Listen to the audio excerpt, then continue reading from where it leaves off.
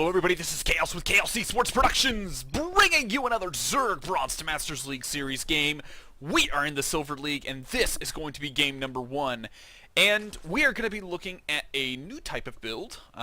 In the Bronze League, we pretty much did exclusively our 10-minute Roach Rush with +1 and speed. Now I want to focus on kind of introducing a handful of other builds that might interest you.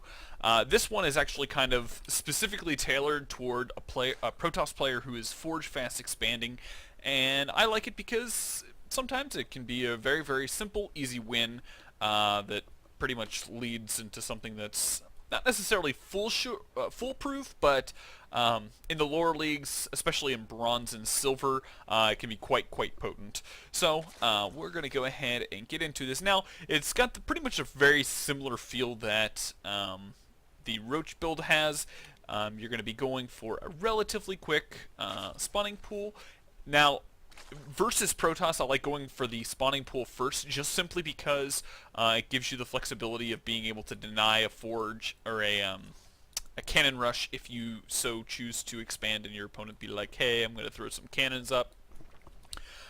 So that's kind of the reason why I like going for the spawning pool first. And then I do also like going ahead and getting the first gas down just after that. So 15 pool, 15 gas. And then we're going to be waiting until we get our expansion down. Now, as we can see, our Protoss players doing exactly what we want them to be doing. Forge Fast Expanding. This map is actually kind of interesting. So, you know, the big viable play on this map is probably a blink play, a really early blink play at the back of your base. So that's really the only thing that you really need to worry about. And then depending on whether or not he goes for a Forge Fast Expand or a Gateway Expand, kind of tailors that timing. So getting in with the Overlord and scouting that is going to be very, very crucial. So I'm going to be going ahead and getting out a handful of lings as well as continuing droning, and then also go ahead and get down our hatchery. So basically from here we're going to be focusing on getting out just continue on getting our drones, and until we actually fully scout our opponent, we're going to basically just be sending these lings around the map just to make sure there's no shenanigans going on with proxy stargates or anything stupid like that. So this probe's going to thankfully get taken out, and the Overlord's going to come in here, and the first thing that we see is that there's no gas taken. Now, this obviously doesn't mean that this gas isn't taken or anything, but with this gas not being taken, we know that our opponent's probably going for a Forge Fast Expand.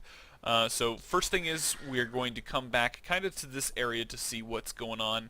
The likelihood of a Protoss player keeping buildings back here is probably pretty slim, because most of the time they're going to want the majority of their buildings at the front of their base. So going to come in here and basically shoot straight across. And we do actually put our lings out here, and we pretty much see, yes, Forge Fast Expanded is.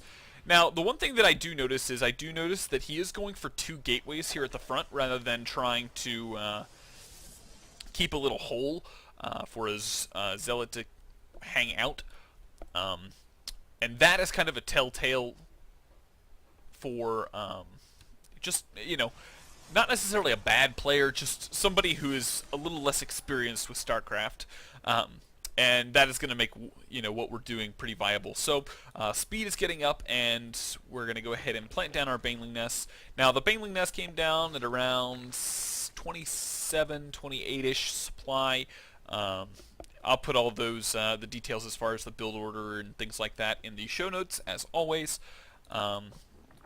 So we'll come in here, kind of basically just get an idea of if there is any more cannons or anything going on.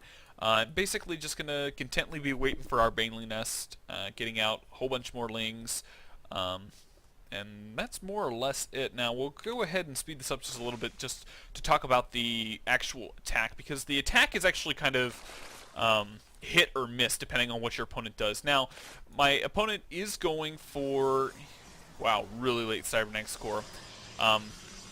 He does actually go ahead and get a handful of sentries out, which is kind of the big problem doing this. If your opponent does have decent enough force fields, he can actually deny this little engagement here and basically, hold you off and put you kind of a little bit behind because obviously you want to be fully saturated on 2 bases really quick. Ooh. And we are going to back up because I failed to see the actual attack. Now, so we're going to first send in the banelings to attack the forward pylon. Now, the reason why we're attacking the pylon and not like a gateway or even the forge, since it is researching +1, is because the pylon has the least number of health and shield, so therefore it is the weakest point in the wall. So basically, at any given point in time, you want to focus whatever has the least amount of health. So had he gone for a single gateway, an extra pylon, and then gone for the zealot, you focus down the zealot first rather than the pylon, because the zealot is the weakest link, and that is going to give you the ability to stream lings into their base, which is awesome. So we're going to come in here, we're going to focus down the pylons as quickly as possible, send a handful more lings, and he's going to go ahead and pull probes, and once that pylon is down, we can happily get in here. Now, one thing I should have done is, rather than actually just sit here and fight this, he's got a little bit better of a concave. You can just simply take your lings, move it to the side here, and kind of get out of that concave area. But lings are going to be enough to go ahead and push through this, and we're more or less going to be able to push in here and win the game. Now, sometimes a lot of people start to focus down the Nexus as it being the important structure that your opponent has at his natural. I highly recommend just bypassing the Nexus in general and just going straight for their probes, because that is ultimately what's going to force your opponent out of the game. Killing all of their once they don't have any workers, they're pretty much left with whatever minerals that they have left, and they're really not going to be able to do a whole lot. So get in here with a pretty quick, easy win here in the Silver League. Just kind of wanted to vary up the builds and give you guys a kind of a different perspective on Zerg. Obviously, it's a little bit more on the quote cheesy side, but we all like to get a myriad of builds that we have, can pick and choose from every game. So yeah, so I hope you guys enjoyed. Feel free, if you are new to the channel and enjoy the video, feel free to go ahead and hit that subscriber button down in the lower left hand corner. Also, if you enjoyed, feel free to go ahead and hit that like button and share with your friends on Facebook and Twitter. Help out your buddies who are learning Zerg, and give them an extra build in their back pocket. So I hope you guys enjoyed.